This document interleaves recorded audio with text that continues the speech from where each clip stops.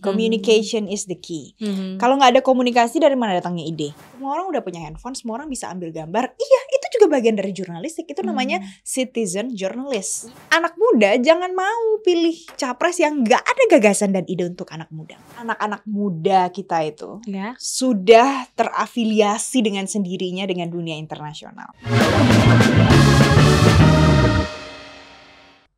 Halo semuanya, welcome back to Tenggara Talk with Alia Nur Syabrina. You can call me Alia or you can call me Al, terserah, asal jangan panggil Nur, oke? Aku pelototin nih.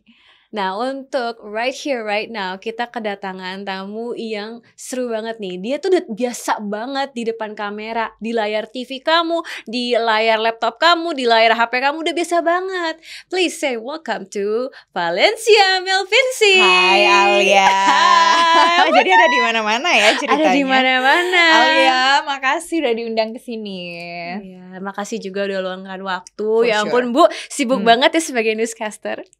Oke lah ya, jadwalnya masih bisa diatur sejauh ini. I'm so touched. Kamu mau kesini buat Especially for ngobrol-ngobrol? you. Boleh dong. Iya dong. Buat teman-teman yang nggak tahu nih yang lagi nonton, emang kok bisa kenalan, bisa temenan? Itu karena kita satu kampus tuh. Kita sama-sama international relations student at that time, ya for kan? sure. Terus kita ngapain lagi ya? Oh, kita join IREC dulu Kita namanya. join IREC. English Club ceritanya. Yes, International Relations English Club. Iya, seru banget. Terus hari ini kita mau ngomong apa nih? Hari ini aku pengen ngobrol-ngobrol lebih banyak tentang kegiatan kamu sebagai pembawa berita, tentang media dan juga tentang pemilu, Say. Karena happening ya. Karena pasti banget kamu sebagai salah satu orang yang garda terdepan ya untuk menyampaikan info-info tentang pemilu. Jadi kayak aku pengen minta spill-spillnya dong. Nanti aku akan spill kalau gitu. Slay. Oke, aku pengen buka dengan santuy dulu ini. Aku pengen di-refresh lagi dong ingatan aku tentang how was the first time you became a newscaster. Itu caranya gimana? Apakah kamu audisi jadi pembawa berita atau gimana sih itu awal mulanya? Oke, jadi gini, biasanya rata-rata orang kan nggak tahu ya, atau bingung lah. Reporter, presenter, itu tuh apa sih bedanya misalnya gitu. Tapi semuanya tuh sama, kita sama-sama jurnalis. Kalau bahasa yang juga sering orang pakai tuh wartawan. Wartawan. Gitu kan? Ya kan, wartawan. Nah, kalau di presenter ya cuman adanya di televisi gitu. Reporter ya di televisi juga sih sebenarnya, tapi juga ada yang kayak di online misalnya gitu, yang platformnya media sosial gitu juga disebutnya reporter juga. Semua orang yang reporting dari lapangan itu namanya reporter. Orang yang memberikan report kan. Nah, dulu tuh sampai sekarang tuh tetap reporter. Tapi kalau di studio namanya presenter. Setelah berapa tahun jadi reporter, terus habis itu ada casting, bisa jadi news anchor, casting, ya udah jadi deh. Terus kamu awalnya dimulai dari jurnalis yang di lapangan dulu, baru lama-lama masuk di dalam studio sebagai newscaster atau gimana tuh prosesnya? Iya, betul. Dulu aku di Bandung. Jadi selama 10 bulan atau lebih lah ya, kurang lebih lah ya di situ. Semua yang terjadi di Jawa Barat itu aku akan cover up itu. Wow. Semua yang terjadi di Jawa Barat. Jadi gak cuma di Bandung aja. Dan itu kan pasti hektik banget ya. Tadi kamu sempat spill keseharian kamu tuh kamu bangun jam 2 pagi. Nah, did you already do that kind of routine sejak kamu awal-awal jadi jurnalis, kayak bangun setiap subuh jam 1 pagi, jam 2 pagi? Enggak. Gimana?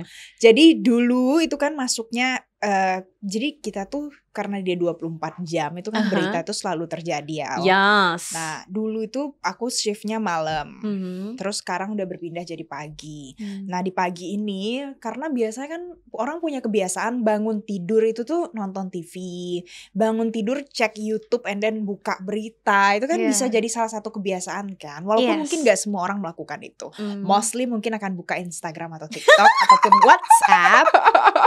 Tapi ada beberapa kategori yang melakukan itu jadi kebiasaan. Ya kan? Nah, jadi pagi-pagi aku jam 4 pagi udah on air.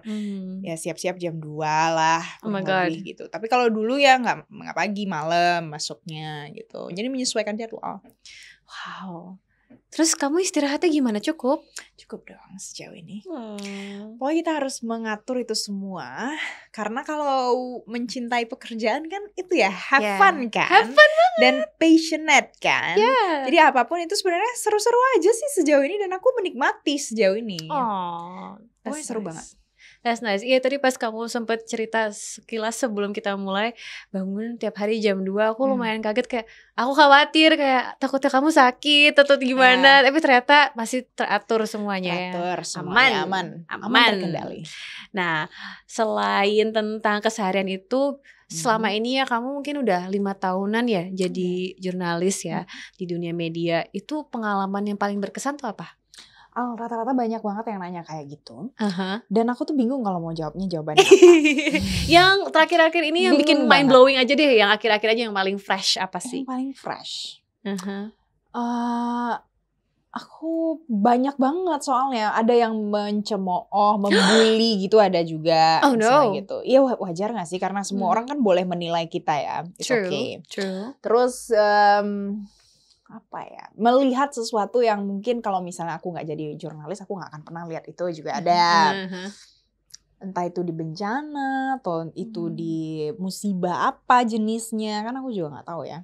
Terus kalau misalnya ketemu sama orang yang aku tahu apa yang berkesan, karena ini upgrading my skill dalam segala hal.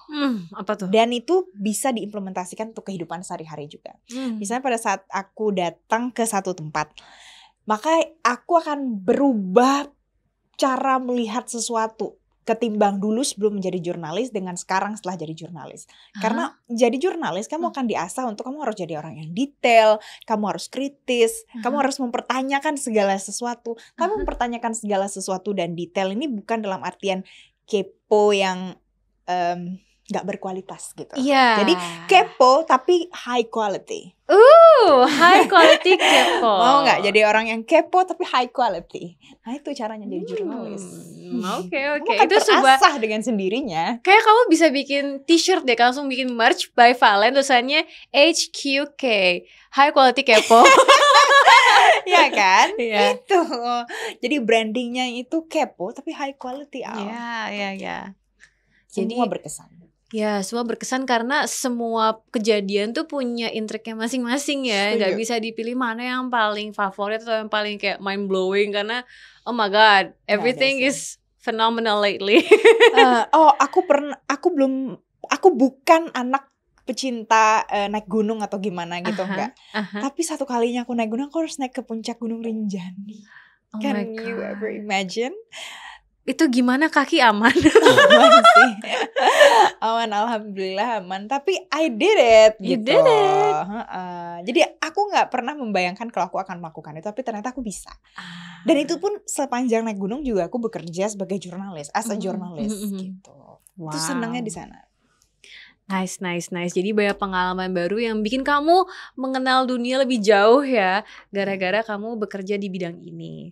Nah, aku penasaran deh, kan di media itu kan sebenarnya banyak banget hoax ya, banyak berita palsu, apalagi mungkin juga di grup WhatsApp kan tadi kan ada segmen-segmen orang yang langsung buka berita yang valid, ada yang denger infonya dari grup WhatsApp yang belum tentu itu artikelnya itu valid atau enggak. Jadi menurut kamu nih sebagai news anchor nih, how do we fight those kind of misinformation? Gimana cara kita memerangi hoax itu? Hal yang paling pertama itu adalah mindset kita tuh harus diubah. Ya, jadi jangan semua ya kan forward dari WhatsApp. Oh ini tuh kata tante ini tuh bilangnya begini. Kata tante ini jus ini manjur untuk apa? Kan itu juga termasuk bagian dari disinformasi loh, jangan salah. Yang kecil-kecil gitu itu bagian dari disinformasi atau misinformasi. Semuanya itu kan kita kan hidup di era ada banyak sekali tools media yang mempermudah informasi itu menyebar gitu kan. Kan seperti mata pisau, ya kan? Ada positif tapi di saat yang bersamaan itu ada negatifnya juga. Nah jadi yang salah itu adalah mindsetnya aja, dan itu harus diubah. Jangan kalau misalnya kita terima sesuatu, oh ini nih informasi terbaru, iya nggak kayak gitu dong. Jangan cek latah dulu. gitu ya. Jangan latah, cek dulu.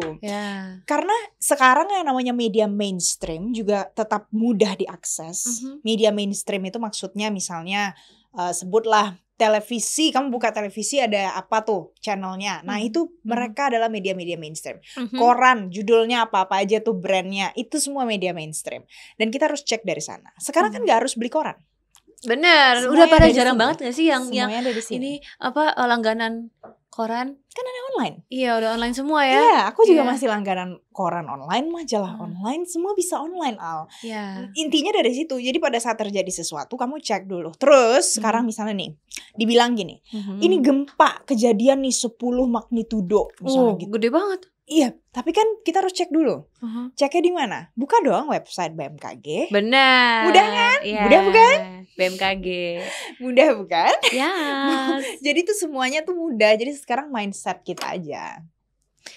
Terus kan sekarang semua bisa akses ya handphone. Kayak anak kecil pun juga balita sekarang Bisa. udah megang iPad. Katanya biar anteng nggak nangis-nangis disuruh main Kasih iPad.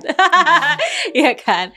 Jadi gimana caranya kita mengedukasi ya untuk orang-orang yang masih muda ini, terutama orang tua muda yang baru punya anak, untuk make sure anak-anak ini tuh punya akses informasinya tuh yang akurat gitu. Karena kan kita nggak tahu ya ini si anak-anak balita atau anak-anak kecil yang umurnya masih 10 tahunan ini ngakses apa aja gitu. Pantaunya gimana ya? Apalagi ya untuk yang mungkin mereka masih niatnya cuma main game.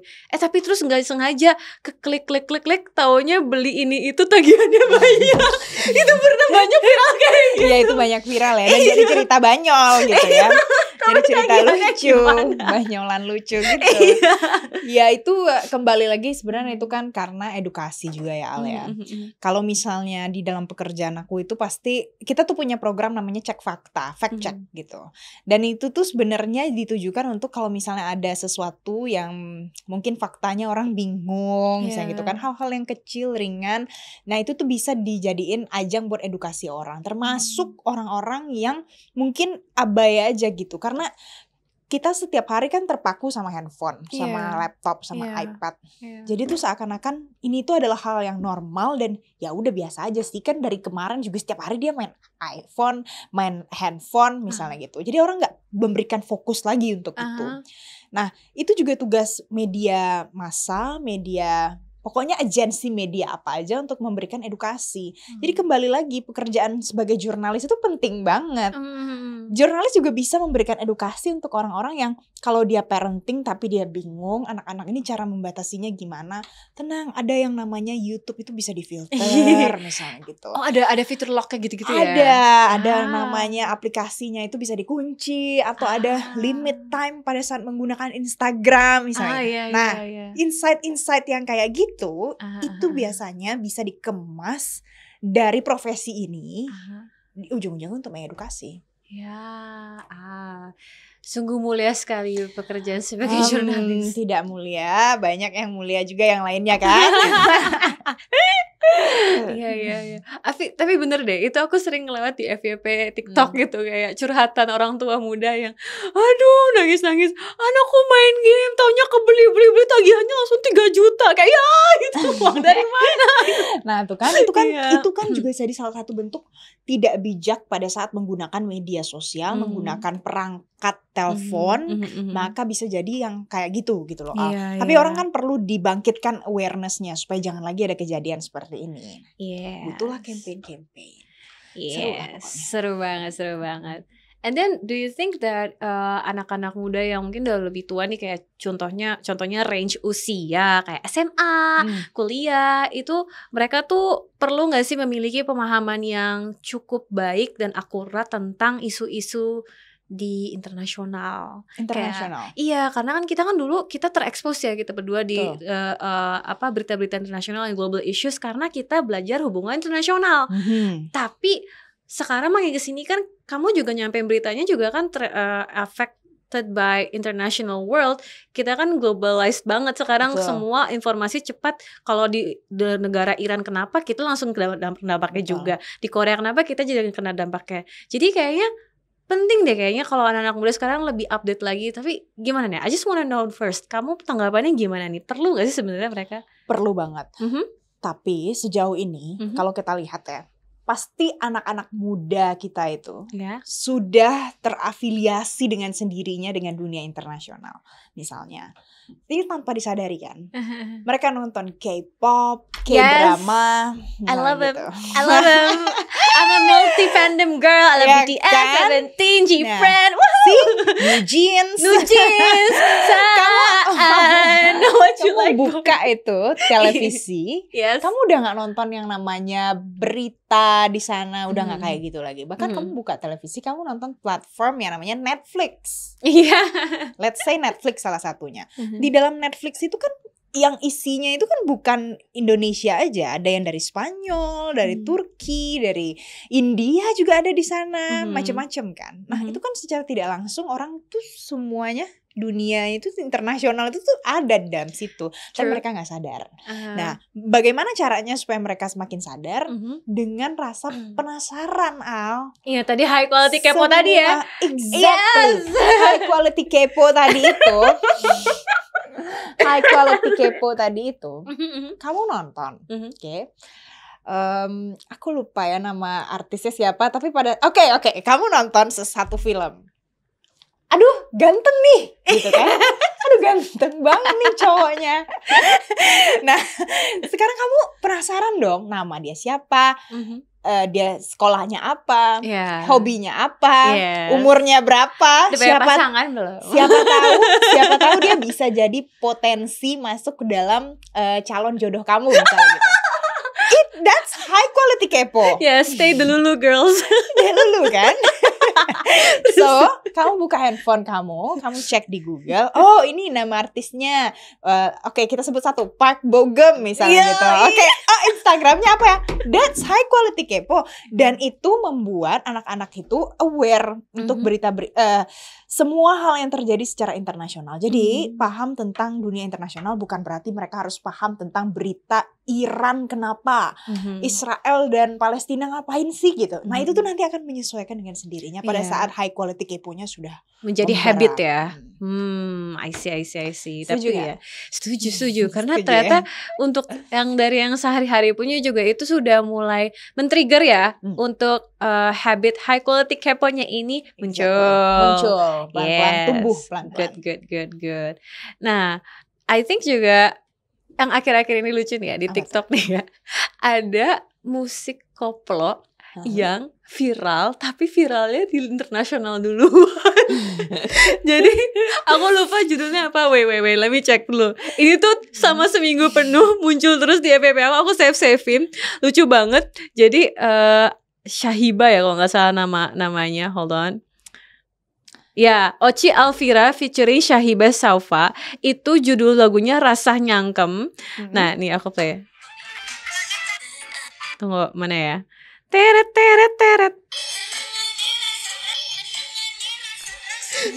Itu viral di media sosial ya. Lu mesti tahu ya. Ini viralnya di bule duluan, baru viral di kita. Karena ini tulisannya juga My Brain Since Yesterday. Yes. Lu tahu kenapa ini viral gara-gara di belakangnya di koplonya itu ada efek kayak gini. Oh gitu. Terus si pendangdutnya itu jogetnya kan kayak gitu kan. Kayak so twerking, kayak twerking bule-bule. Tapi twerkingnya itu elegan. Terus habis itu semua pada muji. Wah, dia cantik ya, twerknya elegan ya, keren ya. Terus viral dulu nih bule, langsung muncul di FYP kita, orang Indonesia baru pada tahu. Lucu banget. Nah, sih itu tadi media sosial itu kan membuat semuanya jadi tanpa batas kan. Globalisasi itu benar-benar kerasa sekarang sebenarnya. Tapi karena orang kadang lupa sama teorinya, makanya nggak menyadari itu. Ya, ini tapi kan juga bisa jadi inspirasi buat kita. Kalau seandainya kita kan mencintai Korea misalnya gitu kan, K-popers banget. Tapi orang luar tuh juga loh Indonesia banget misalnya. Iya, itu kepincut sama koplo. In a way, tereng. Dan gak ada yang nyangka kan sebelumnya. Semua gara-gara elegant twerk. Nah, bisa kan? Itu salah satunya. Dan anak-anak Indonesia kita juga bisa melakukan itu. Bisa. Instead of scrolling TikTok sepanjang hari gitu kan, siapa tahu nanti kalian bisa membuat sesuatu yang viral duluan di Eropa misalnya gitu. Bisa. Slay. Amin.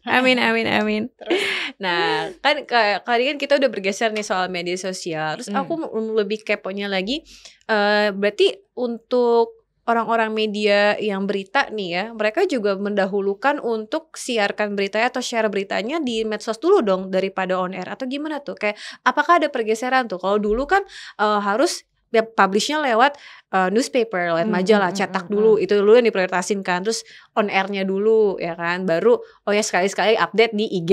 Tapi sekarang kayaknya udah harus lebih dulukan medsos dong kalau gitu, atau gimana? Ada yang pernah bilang gini, televisi itu masuk ke dalam masa temaramnya sekarang. Tapi semua yang mengalami ujian dan cobaan itu biasanya akan semakin hebat, akan semakin terasah, maka akan semakin gencar melakukan usaha gimana caranya supaya kita tetap bisa survive gitu. Soalnya kalau dulu mungkin orang kan baca koran pagi-pagi. Kita pergi ke kantor di jalan bisa beli koran dulu di lampu merah atau ada yang langganan koran di rumah. Kalau misalnya dulu ada masanya kayak misalnya kita mau nonton sinetron, maka kita akan duduk di depan televisi jam 7 malam nih. Jam 6.45 mungkin kita udah kayak ayo mau pulang, mau nonton TV gitu kan. Mau pulang. Aku mengalami masa itu. Itu sinetron apa? Aku udah gak ingat nama sinetronnya apa. But sinetron, it was sinetron. Jadi aku mau pulang sekarang gitu. Apapun lah gitu ya. Kalau sekarang kan udah gak kayak gitu. Semua itu ada di dalam genggaman kita. Nah, televisi kita tetap melakukan hal yang sama. Semuanya di on air kan. Bisa ada rerun tayangan yang ditayangkan kembali juga. Koran juga melakukan hal yang sama. Semua kan setiap pagi kita ada koran cetak yang bisa kita baca kan. Tapi kan menyesuaikan dengan hari ini. Kalau misalnya aku beberapa koran aku gak beli fisiknya. Tapi aku subscribe di online-nya. Terus kalau televisi aku lupa kapan terakhir aku menyalakan TV, tapi aku nonton dari sini. Tapi aku girl same though, same sama aku nggak nonton TV juga. Tapi aku nonton dari YouTube, aku nonton dari my phone, dari my tab, dari laptop, aku nonton itu dan kanalnya adalah kanal televisi. Jadi itu adalah bentuk penyesuaiannya. Dan kalau seandainya terjadi sesuatu yang kayak ini terjadi baru mendadak breaking news misalnya gitu kan. Di Instagram, di TikTok, di Twitter, semua bisa live. Itu tuh semuanya dia akan updates yang cepat saat itu juga. Dan yang paling pasti itu bukan hoax. Karena adalah bagian dari media mainstream. Kita kan tujuannya mau menghindari hoax. Bener. Dan itu kan account resminya setiap channel ya. Bertanggung jawab diawasi oleh Dewan Pers. Ya kan? Punya kode etik jurnalistik. Dan itu udah pasti bukan hoax.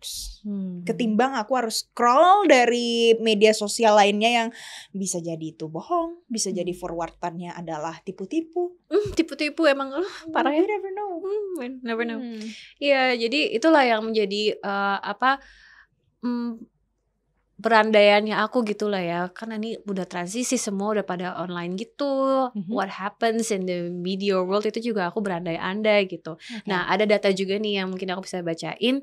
Pada tahun 2023 ini ya Valen ya, posisi media sosial tuh semakin mendominasi loh, dengan persentase audiensnya itu tuh mencapai 30%. Sedangkan responden yang mencari pada kanal berita digital menyusut juga nih, jadi 22% doang gitu loh. Jadi kan mungkin ini nyambung ya sama gimana tadi kamu bilang channel-channel berita itu pada langsung udah menyesuaikan, mereka sendiri punya account-account resmi di medsos supaya bisa semua langsung pada serentak update bersamaan gitu kan, penyesuaiannya seperti itu. Nah, melihat mereka juga udah kayak gitu karena catering to the audience yang emang kegiatannya sekarang di medsos mulu. Sekarang masa depannya media jurnalistik di Indonesia tuh gimana menurut kamu jadinya? Pasti media jurnalistik, jurnalis, wartawan, pers itu tuh pasti akan tetap hidup di negara itu kan adalah pilar keempat dalam demokrasi. Can you imagine kalau dunia ini tanpa pers?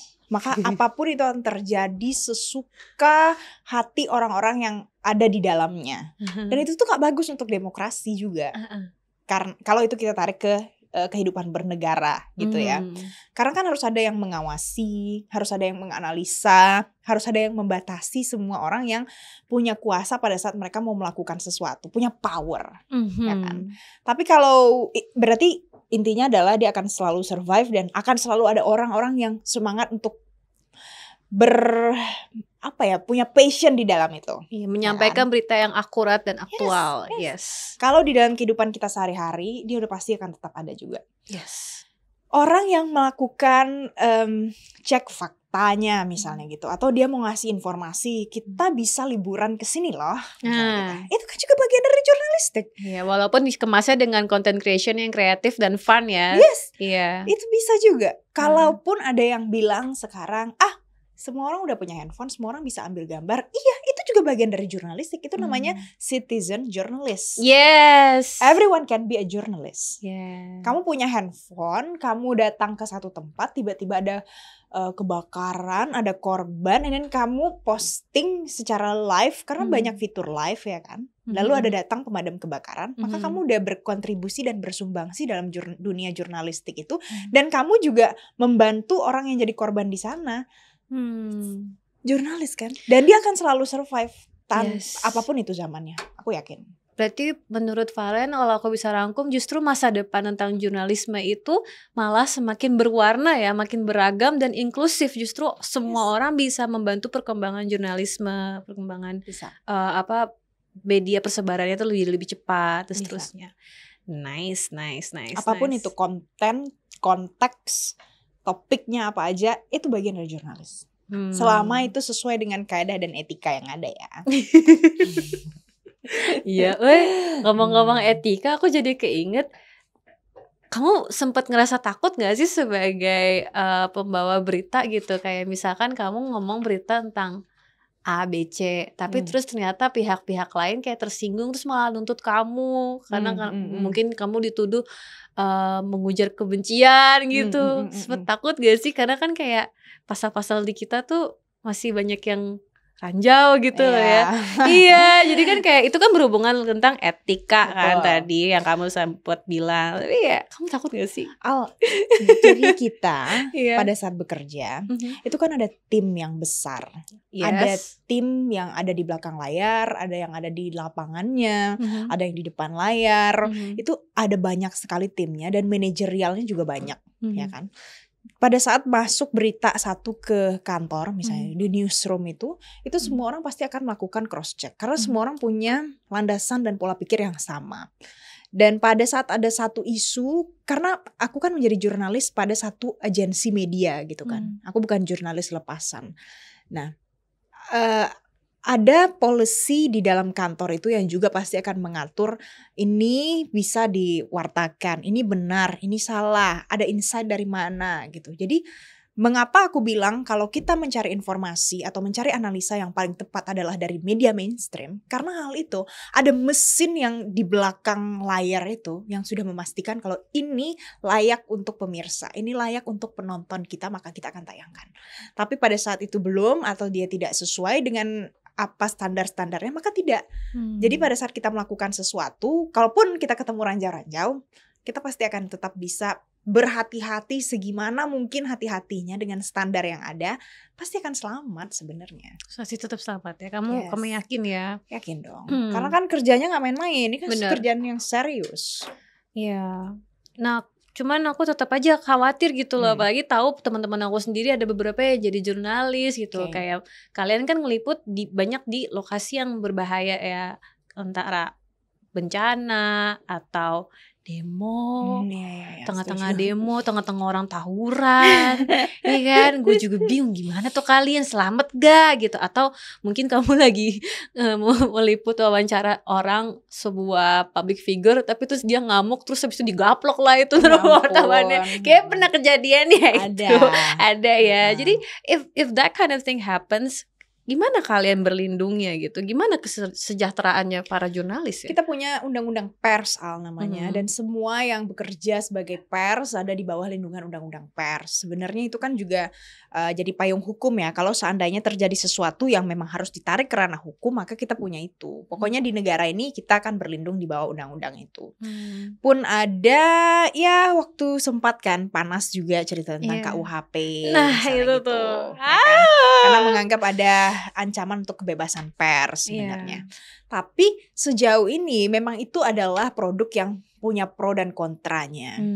Tapi kalau seandainya kamu tidak setuju, jadi bagian yang tidak setuju untuk barang itu, untuk hasil dari yang dikerjakan di DPR, kamu punya jalan untuk memprotes itu misalnya.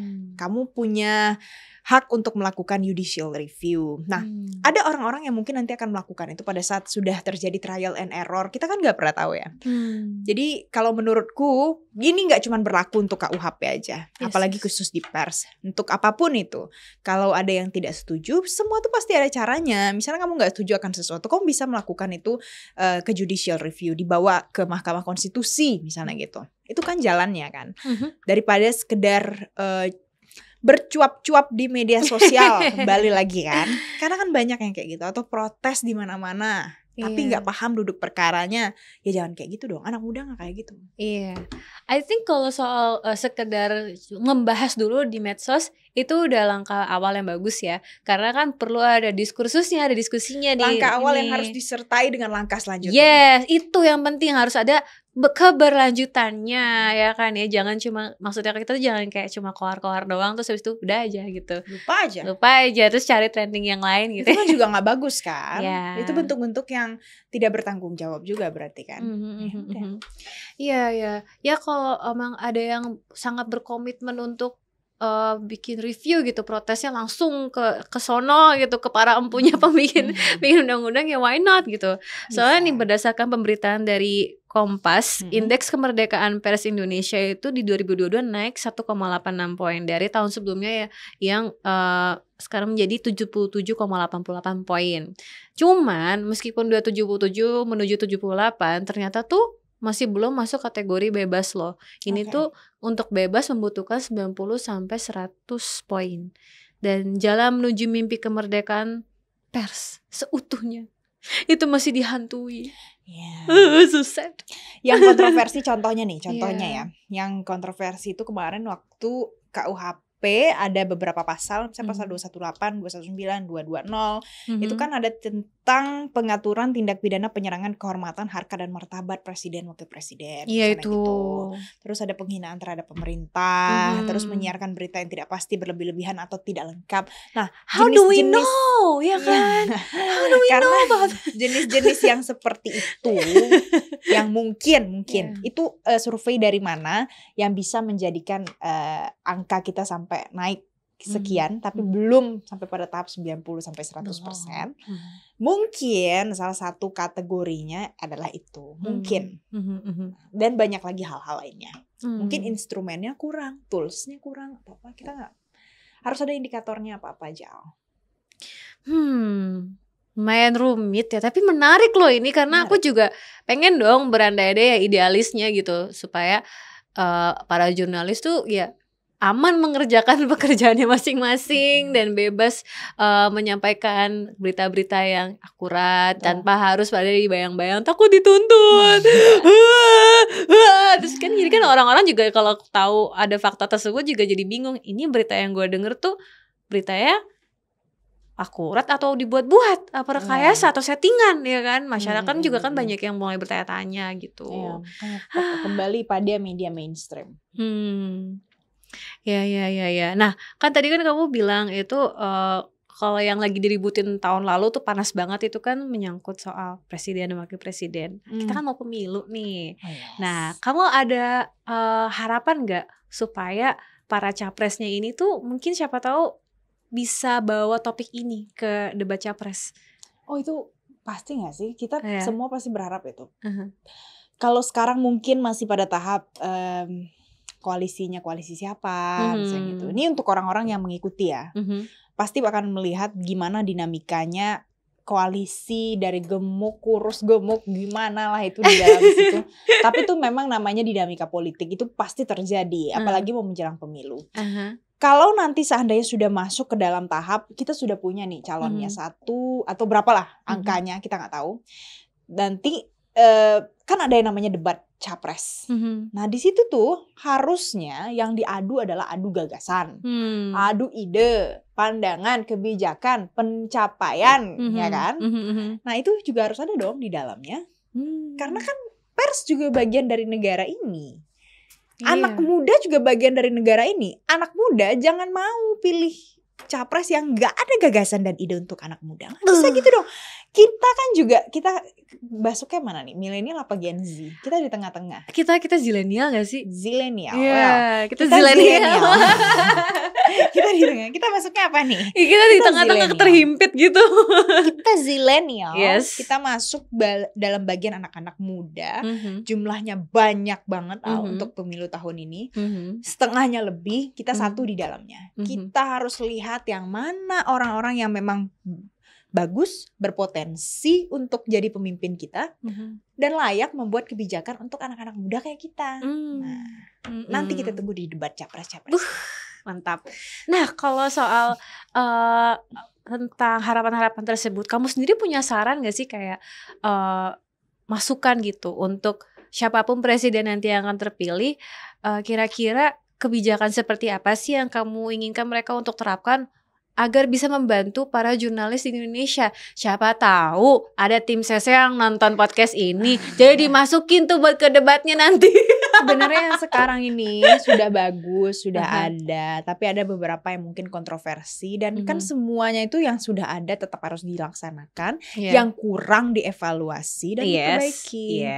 Dan itu pun gimana ya, kita nggak bisa melihat oh ini kurang nih, ini harus ditambah gitu. Tapi kan itu hanya dari satu sudut pandang kan. Harus ada FGD-nya, harus ada risetnya seperti apa. Jadi jangan hanya semua itu dipolitisasi, cuap-cuap sana sini, maka dibuat. Nah, kayak gitu.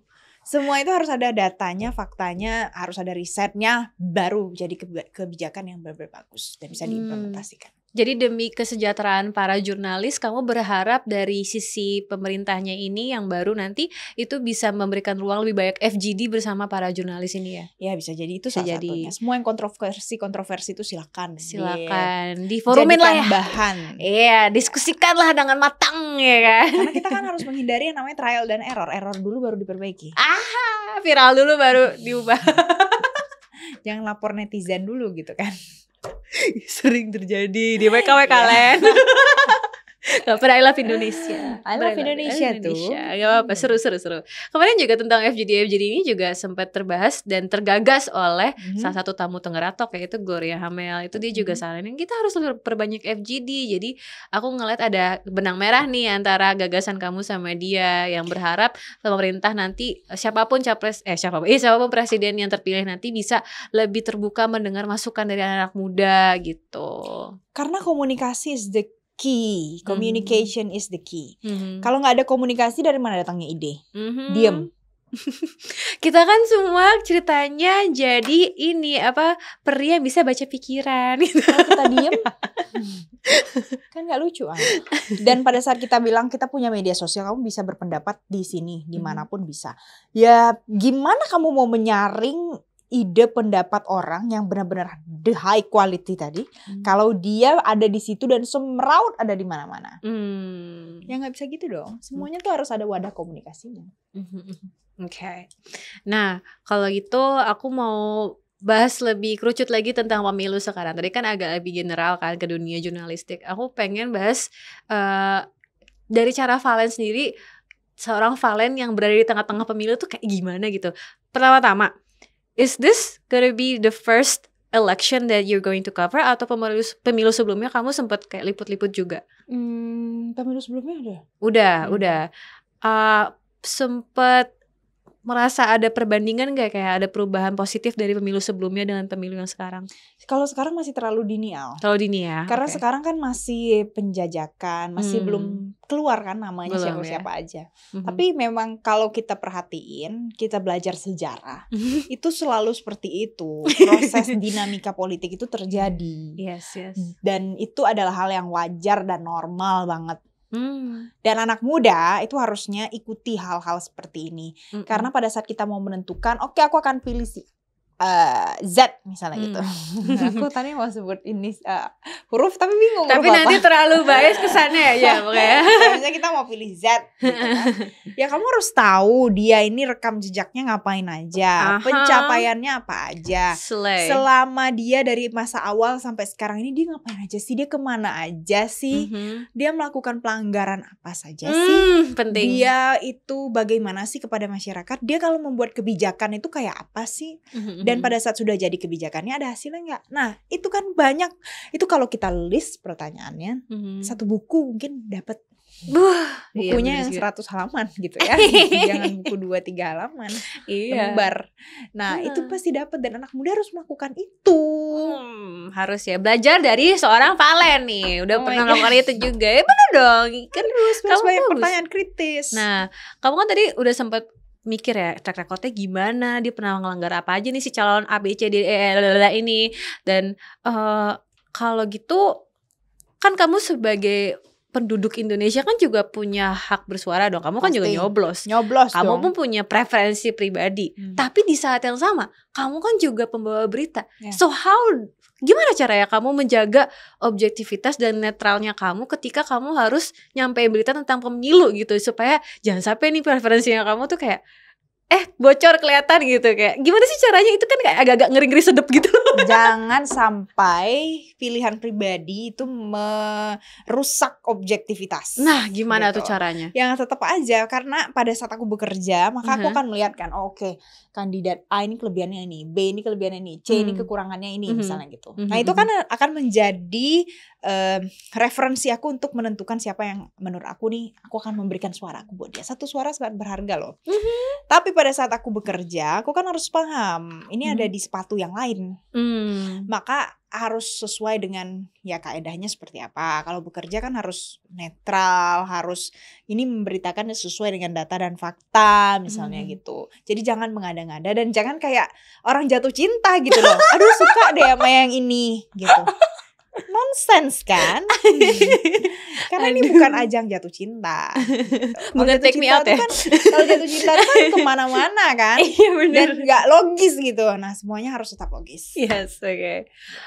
Aku pengen minta spill dong. Pernah gak ada pembawa berita yang gak sengaja kayaknya dia nyampeinnya malah terlalu bias ke calon tertentu, terus itu akhirnya dia ditegur sama atasan atau gimana tuh? Gak ada ya. Mereka semua udah biasa ya. Semuanya pasti punya pemahaman dan konsep cara berpikir yang sama. Gak mungkin. Oh gak mungkin ya sampai ada yang kayak kelepasan kayak gitu ya. Itu gak mungkin. Itu tidak mungkin terjadi. Karena kan harus profesional. Profesional.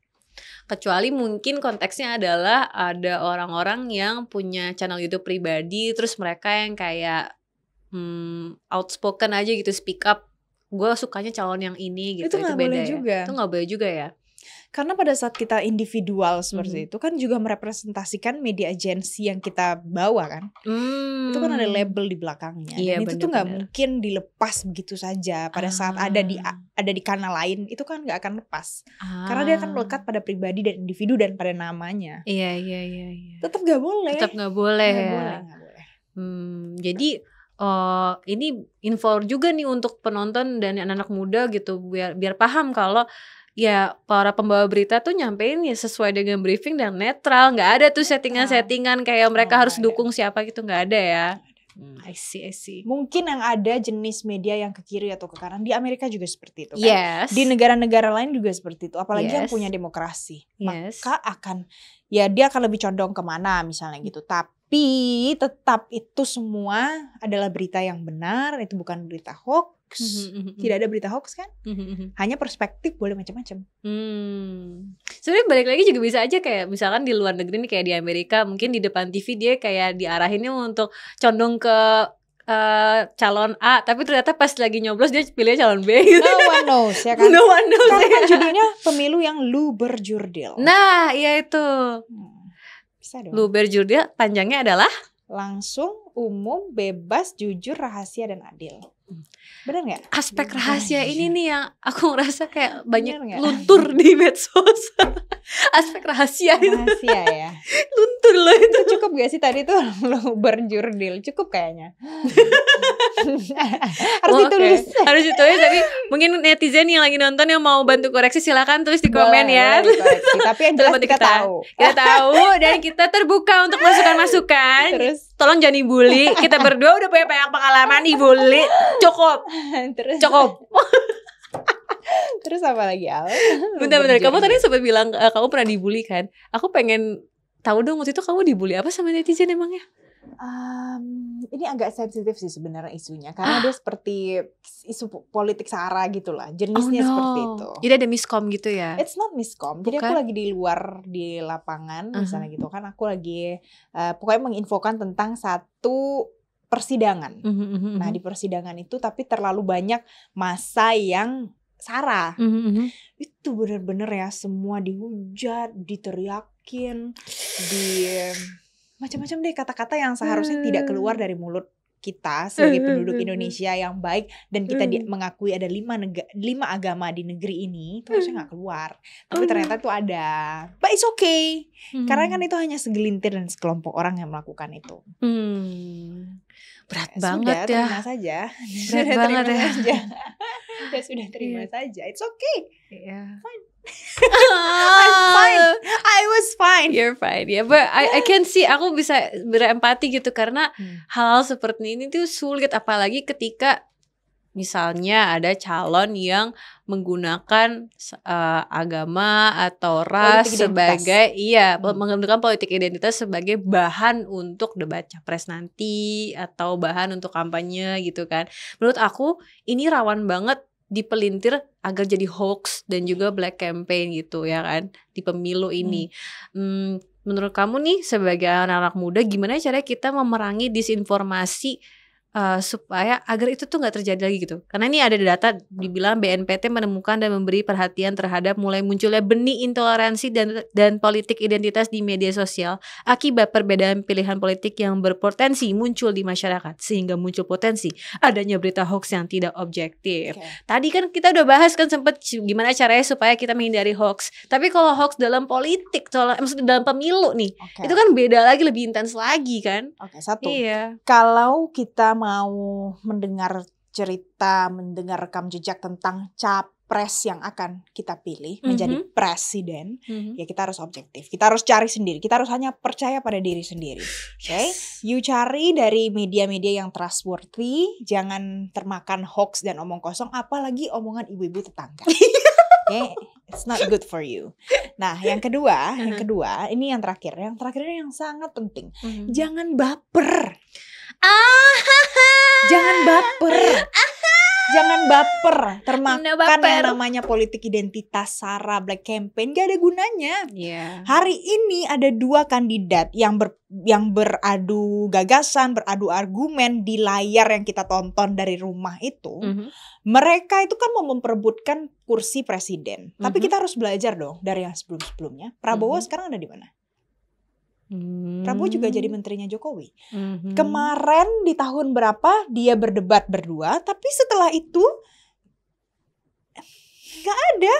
Hari ini kita lihat orang A berantem dengan B, beradu gagasan. Mereka beradu gagasan karena politisi memang seperti itu. Entahlah caranya seperti apa. Mungkin ada yang memasukkan politik identitas, sara campaign di dalam, black campaign di dalamnya.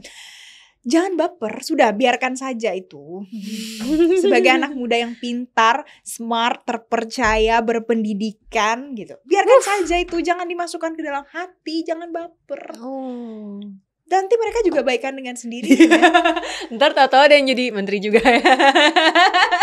Apa kata Prabowo? Aku punya kutipannya kemarin. Silahkan dicari. Prabowo bilang berapa hari yang lalu, pada saat dia ditanya apakah nanti akan melanjutkan program-programnya Jokowi untuk kedepannya, maka dengan senang hati kita melihat pula Prabowo bicara. Dan kenapa saya bergabung dengan Pak Jokowi? Kenapa saya sekarang berjuang bersama beliau? Karena setelah saya berinteraksi sama beliau, walaupun kita pernah rival, walaupun kita berseberangan dulu, kita berkompetisi, walaupun saya dikalahkan 2 kali, tapi saya merasa beliau hatinya sama dengan saya. Bulan Juli 2023. So, kenapa para pendukungnya, apalagi anak muda yang jadi pendukungnya, itu termakan sama hal-hal yang kayak gitu. Mungkin yang membuat itu bukan 2 orang yang bertarung, tapi oknum-oknum yang tidak bertanggung jawab. Jangan kemakan dong. Jangan makan dong, Cin, bahasanya. Jangan. Kayak basically ada orang nanam racun. Lu udah tahu tuh di nasi Padang itu ada racunnya atau ada obat tikusnya, masa lu tetap makan gitu kan ya? Jangan kemakan ya. Jangan baper. Beres. Bener. Abisnya juga aku kan khawatir gitu kan, kalau misalkan siapa tahu itu politik identitas tuh bisa jadi benih intoleransi, terus malah jadi kerusuhan gimana ya kan, itu jangan sampai ya. Aku tuh takut banget. Tapi ntar malah kamu yang harus ngeliput. Kamu gimana, Besti? No. Kena gas air mata perih banget. Oh, kamu pernah ya kena? Iya dong. Kan gas air mata tuh dia menyebar kan. Iya, pernah ya. Kalau misalnya kita ada di dekat situ, maka kita akan kerasa, dan itu nggak enak kalau misalnya kerusuhan gitu kayak. Nah, kita harus kondusif. Udah beradu argumen di depan meja ini aja, udah di belakang meja. Iya. Itu kamu berapa kali kena ke gas air mata? Kejadiannya apa aja tuh? Berapa kali ada demo itu ya?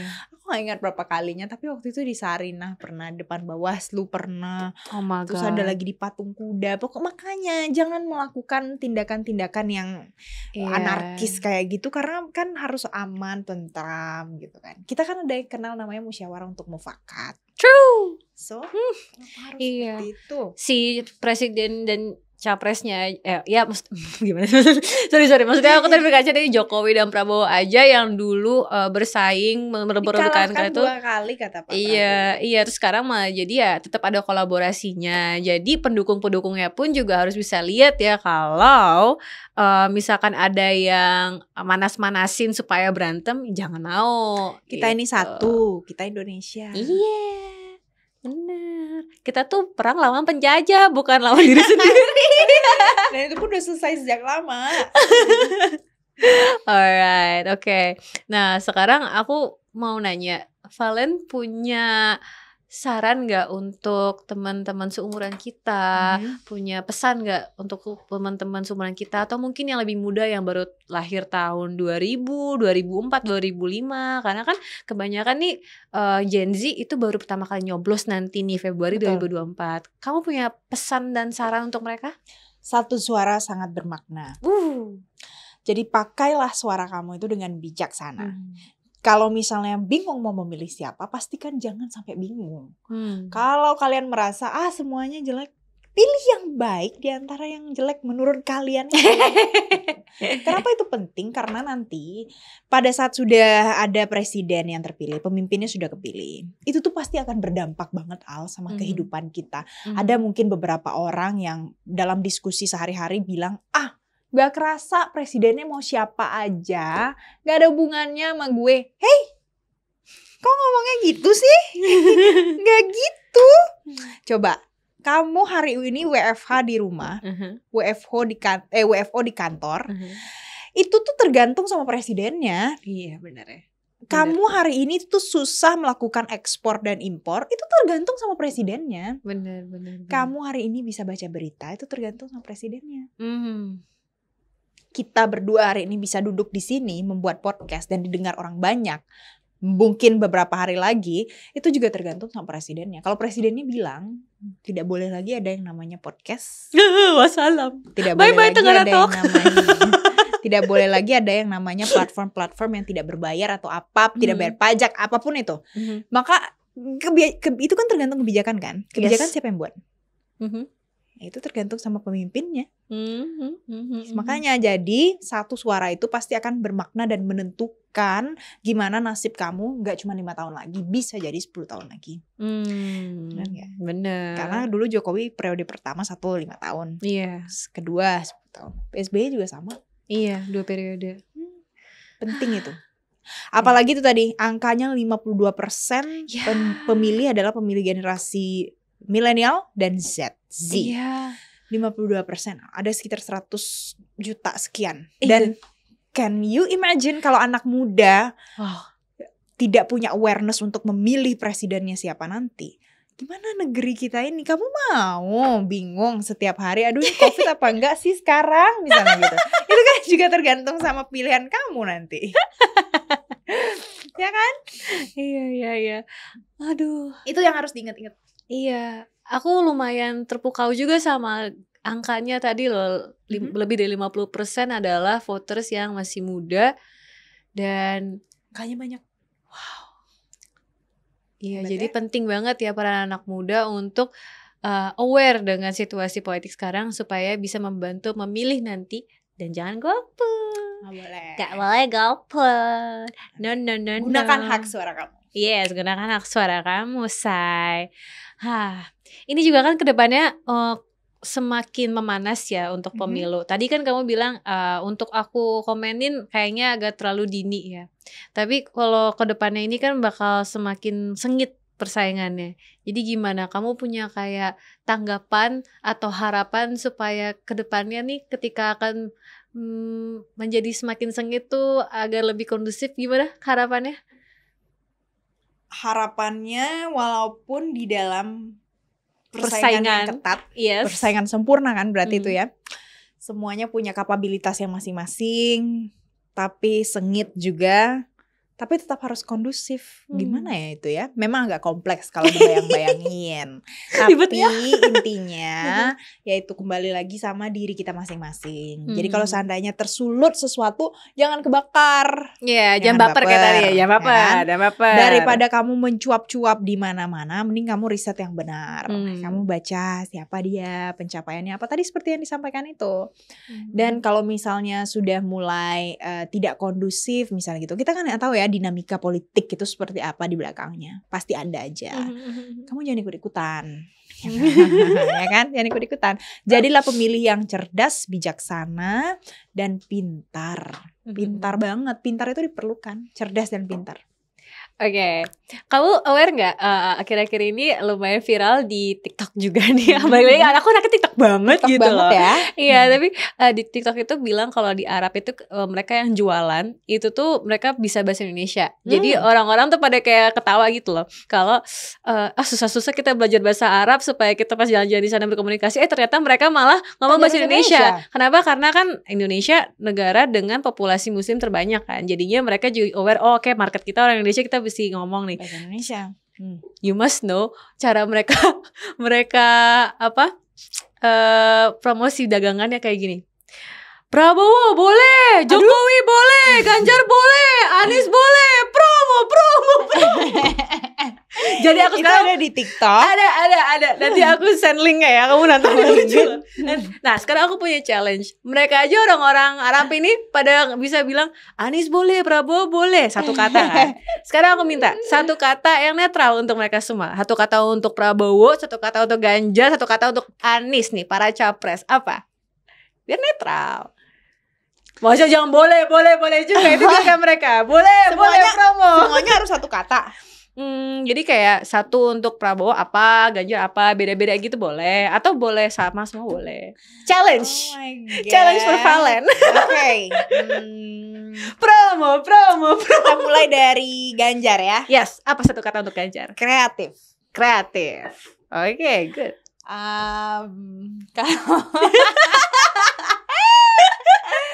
Terus kalau apa lagi ya? Satu kata untuk Prabowo atau untuk Anies. Akademisi. Kalau Prabowo, apa ya? Inspiratif. Oke.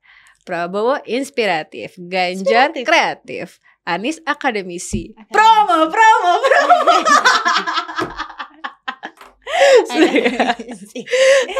boleh. Iya. Wow, nice ya. Ini kan nggak bias ya, itu netral, semuanya kamu puji. Netral, semuanya aku puji. Good. Dan itu semua kan juga sesuai dengan data dan faktanya kan? Betul sekali. Yes. Thank you banget ya Pak Alen udah bersedia ngobrol-ngobrol, seru banget. Kita bisa bercanda juga. Ini emang senangnya tuh gini nih, kita ngebahas politik no baper, dibawa bercanda aja. Yes. Nah, sebelum menutup episode kali ini, apakah ada satu kalimat inspiring yang pengen kamu sampaikan untuk anak-anak muda, khususnya millennials dan Gen Z? Oke, setiap hari gunakan waktu kamu untuk mengasah diri untuk menjadi kepo high quality. Yes, hashtag kepo high quality. Abis ini jualan kaos KHQ gitu kan. Kepo tapi high quality. Iya, mendingan kepo high quality atau high quality kepo? Bagusan mana? Kepo high quality. KHQ. HQK. Well, kita coba tanya tim kreatif kita ya. Tanya tim kreatif atau tanya netizen yang udah nonton sampai sini biar ketawa beneran nonton dan nyimak. Tolong komen, voting ya, mau kaos yang mana untuk merchandise. Cuco ya. Bisa banget. Alright, untuk para penonton, thank you banget ya udah menyimak sampai akhir untuk episode kali ini, seru banget. Ya ampun, makasih banyak udah sabar dan nyimak semuanya. Semoga semua topik yang dibahas hari ini bisa entertain you all dan juga memberikan insight baru supaya kita semua bisa makin belajar dan berkembang menjadi para pemuda yang aktif dan juga nggak golput. Say no to golput. Yes. Oke, sampai ketemu di episode Tenggara Talk selanjutnya. Bye-bye. Jangan lupa subscribe.